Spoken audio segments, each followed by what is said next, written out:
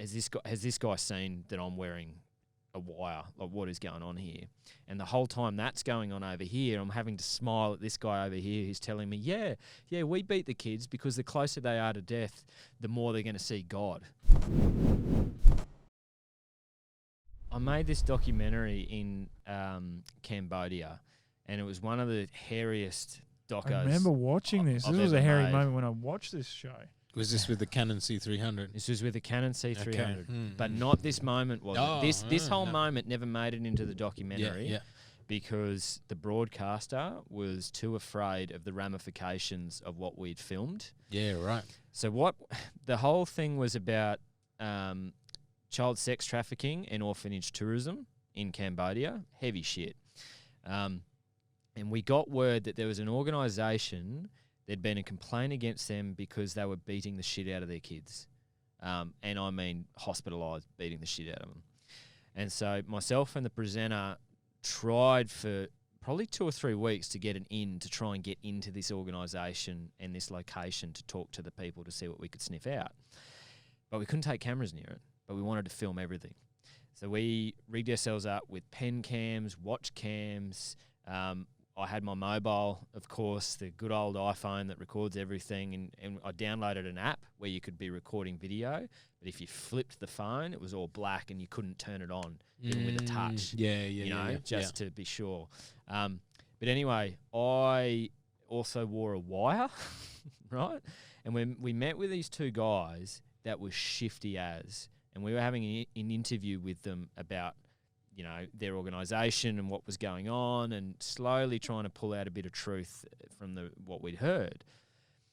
And I remember it vividly that while we were starting to get into the in-depth stuff, there was this guy on my left-hand side who just kept staring at me like this, like at my chest where the wire was, which was a microphone connected to the phone.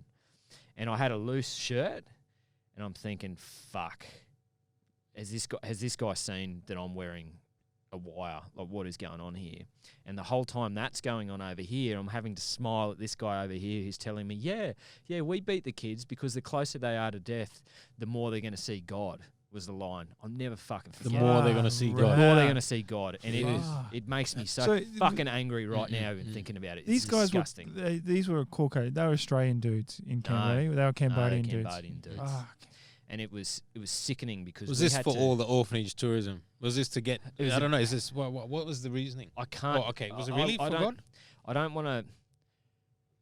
I can't talk too much about it because it was deliberately not aired for big legal reasons. Right. Yeah. But the episode was aired, wasn't it? Yeah, or but just not this that part, scene. This None of what we did, and we spent 2 weeks with this organisation and at this location. None of it got aired. Right. And we were furious about it. Right. Because we got some good stuff. So why did they say again that they couldn't air it? Just too heavy? Or are you getting it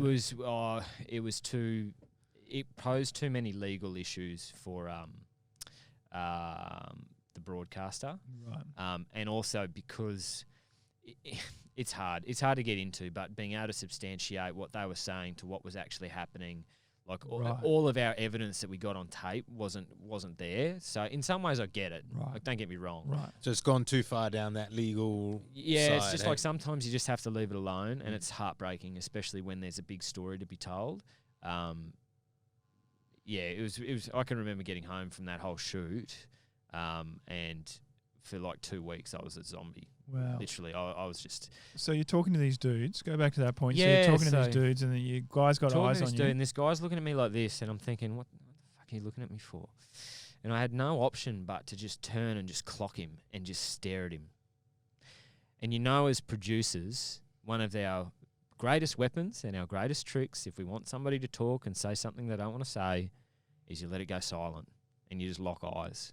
And they tell you almost everything. 9 times out of 10, they tell you exactly what you want to hear, and you don't have to say a word. And I can remember turning and just staring at him, and it felt like an eternity because there was another conversation going over there. And it took him a while, but he was still looking at me like this, and then looking up, and then looking down, and then looking up. And eventually he shifted, and he looked back over here. And later I was thinking about it, and it's probably because I had this ornament around my neck because we just done an episode in Zimbabwe.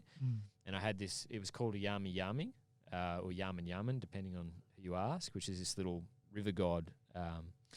And I had that hanging around my neck from that trip. So I was thinking he was probably looking at that, because if he'd seen the wire, we were fucked. We were so fucked.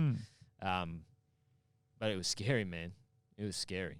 Yeah, full on. Because you're there, you're lying through your teeth about who you are and what you're actually there for. You know they're doing dodgy shit. Wired up. If they find out that you're wired up, you're in Cambodia. What's going to happen? Yeah.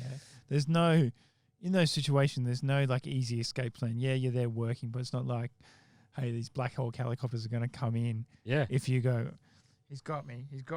He's spied the wire. Bring in the Black Hawks. No way. Like you're fucked. You're probably in a ditch, shot at that point. And you know that I had my very first ever boxing class just the other day. So that happened like 8 years ago. Yes, mate. I would not have been able to punch my way out of that one. Correct. No way.